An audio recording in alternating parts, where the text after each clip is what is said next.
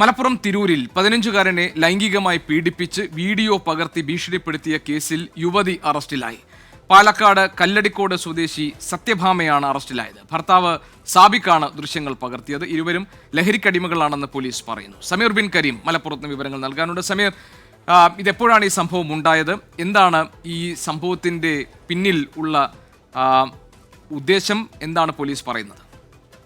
മലപ്പുറം ജില്ലയിലെ Tirur police station പരിധിയിലാണ് ഈ സംഭവം നടക്കുന്നത്. 4 വർഷം മുൻപ് ആരംഭിച്ചിരിക്കുന്ന പീഡനം വർഷങ്ങളോളം തുടർന്നു എന്നുള്ളതാണ്. നിലവിൽ അറസ്റ്റിലായിരിക്കുന്നത് പാലക്കാട് കല്ലടിക്കോട് സ്വദേശി സത്യഭാമയാണ്.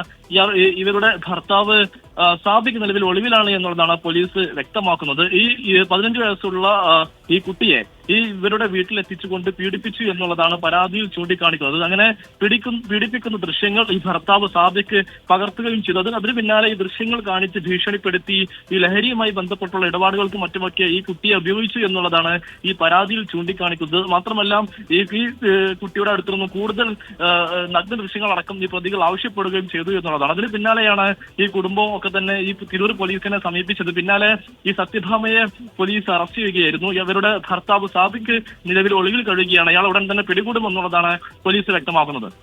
സമീർ, ഈ സംഭവം ഇവര് നേരത്തെ പരിചയക്കാരാണോ? ഈ യുവാവിനെ നേരത്തെ അറിയുന്നവരാണോ ഈ കുടുംബം?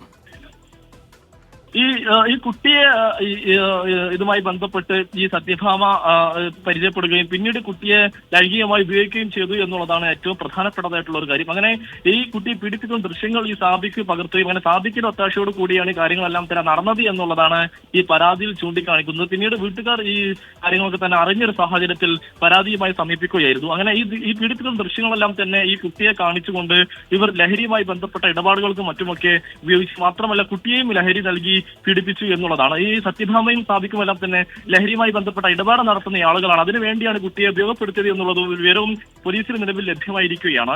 ഇതുമായി ബന്ധപ്പെട്ട് തിരൂർ പോലീസ് നടത്തിയ അന്വേഷണത്തിലാണ് സത്യഭാമ നിലവിൽ പിടിയിലായിരിക്കുന്നത്. ബിപിയങ്ങാടി സ്വദേശിയായിരിക്കുന്ന ഈ സാബിക്കിന് വേണ്ടിയുള്ള തിരച്ചിൽ പോലീസ് ഊർജിതമായി തന്നെ ഇപ്പോൾ നടത്തുന്നുമുണ്ട്. ശരി, സമീർ ബിൻ കരീം ആണ് വിവരങ്ങൾ നൽകിയത് മലപ്പുറത്ത് നിന്ന്.